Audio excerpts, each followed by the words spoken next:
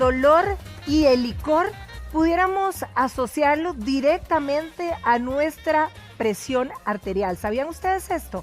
Bueno, hoy vamos a profundizar en el tema y vamos a analizarlo y lo vamos a hacer de la mano del doctor Luis Espinosa. Doctor, hola. Como siempre, un placer tenerlo aquí en nuestra casa. Muy buenos días. Gracias, Patricia, un placer estar acá. Doctor, es que uno dice, ¿qué puede desencadenar definitivamente, verdad? Que la presión se nos altere o cambie el ritmo que ha tenido durante un tiempo de nuestra vida. Claro, verás que me gusta mucho el tema y quiero aprovechar hoy para hacer una desmitificación, digámoslo así, del tema de la presión arterial, porque esto es muy común.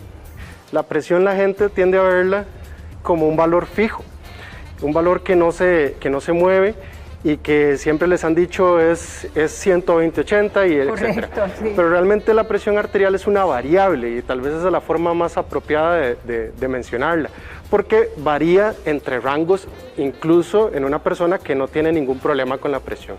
Entonces, ciertas circunstancias van a hacer que la presión normalmente suba o baje o se mantenga en ciertos rangos, y eso es justamente de lo que vamos a hablar hoy, de qué variables o qué factores pueden hacer que la presión cambie, no necesariamente en el enfermo, pero en el sano también. Analicemos eso entonces, doctor. Claro.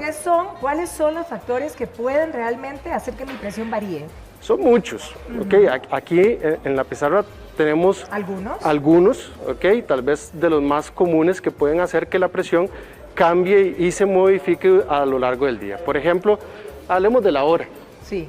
La presión, como muchas variables fisiológicas, tiene o cumple un ciclo que es circadiano, o sea, que varía a lo largo del día.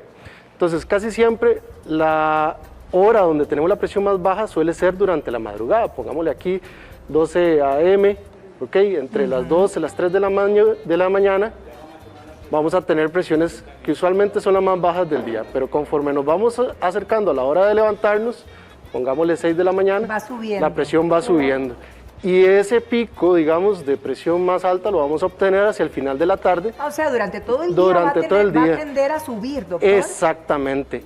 Dentro de un rango, ¿ok?, que se va a considerar como normal, entre comillas. ¿Cuánto es el rango normal? Eso es muy variable. Vamos a poner esto, 140, menos de 140/90, como un valor límite. Pero el rango es hacia abajo de esto, de la normalidad, puede ser incluso mucho. Hay gente que habla de la presión baja. La presión baja... ¿Cuál es la presión baja? Es que ese es el punto y es algo muy curioso, justamente es uno de los mitos. La presión baja no es una enfermedad, no es un valor, es simple y sencillamente lo que llama la gente porque alguien tal vez extrapola un concepto que es el de 90/60, que se utiliza para ciertas enfermedades, en ciertas condiciones médicas graves usualmente, pero que la gente ha traspolado hacia personas que no tienen nada y entonces dicen, presiones por debajo de esto, tengo la presión baja. Bueno, de hecho mucha gente que tiene presión de 100, digamos en la alta, dicen yo tengo presión baja. Sí, exacto. Realmente, como te digo, no es correcto el término, la forma de decirlo, simple y sencillamente hay que entender, y por eso hay que entender la presión como una variable, es un rango, no es un punto fijo. O sea, que uno se la tiene que medir en la mañana y debería de ver cuál es como el comportamiento. O sea, si lo hiciéramos, y de hecho darnos cuenta. hay momentos en donde uno lo hace con ciertos pacientes para valorar ciertas cosas. Uno los manda a tomarse la presión varias veces al día. En esos pacientes uno puede notar este patrón circadiano, que es justamente una de esas cosas que nos puede provocar, pero también hay otros factores que de hecho aquí los tenemos. Voy a borrar esto un momentito. Sí, señor. Ok. Porque ¿Cuáles son los otros factores? Por ejemplo, alimentación. Los tiempos de comida normalmente van a hacer que la presión suba un poco.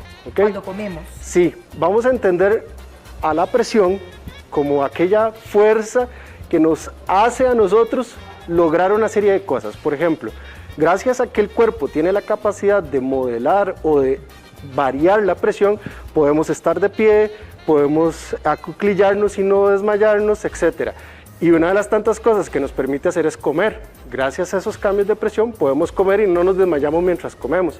La presión normalmente sube un poco. ¿Alimentos que pueden subir la presión? Realmente como alimento no, simplemente el estímulo o el hecho de comer, la acción de comer, va a hacer por lo general que hayan pequeños aumentos de la presión arterial. ¿Qué pasa con el licor, por ejemplo? Muy importante, especialmente el consumo excesivo de licor va a tender a provocar aumentos de la presión arterial. Y de hecho, en pacientes que tienen problemas con el consumo de licor, uno de los signos frecuentes cuando llegan a la consulta es que vienen con la presión alta. Algunos con solo regular, con solo mejorar el consumo de licor, logran bajar la presión arterial. Sí. ¿Qué pasa con el ejercicio, doctor? El ejercicio es un estímulo fisiológico en donde los requerimientos que necesita el cuerpo de sangre, oxígeno, son mayores y por ende la presión tiene que ajustarse a eso. ¿Okay? La presión durante el ejercicio siempre va a subir un poco, pero claro, y vuelvo a aclarar, pero es normal. Dentro del rango de lo que hemos hablado como normal. 90, digamos en la alta, menos de 140, máximo. 90. Bien. Exacto. Ahora, ¿qué pasa cuando hablamos de temperatura? ¿De qué hablamos? ¿Del clima? ¿O... Sí, exacto. O también eventualmente de la temperatura corporal interna. ¿Okay? Esos son situaciones usualmente ya más complejas, usualmente situaciones críticas, pero tal vez la duda más común es cuando el clima está muy caliente o está muy frío, ¿qué pasa con mi presión? Realmente, vuelvo a mencionar el concepto, la presión va a variar y eventualmente el calor casi siempre se va a asociar con presiones un poquito más bajas, ¿okay? Sí, porque lo laxan. Exacto, también. Y el frío eventualmente con presiones un poquito más altas, pero siempre dentro del rango de la normalidad. Igual, seguimos en los rangos. Exacto. Estrés, bueno, estrés padecemos, ¿verdad? La mayoría o todos diríamos. La enfermedad del mundo desarrollado, exacto. ¿Qué pasa con el estrés? El estrés por lo general produce un estado en donde aumenta una hormona que creo que en varias ocasiones hemos oído hablar, que es el cortisol. Cortisol, feo, ¿Okay? Sí. Y por lo general, los aumentos del cortisol asociados al estrés no son bruscos, pero son mantenidos a lo largo del tiempo.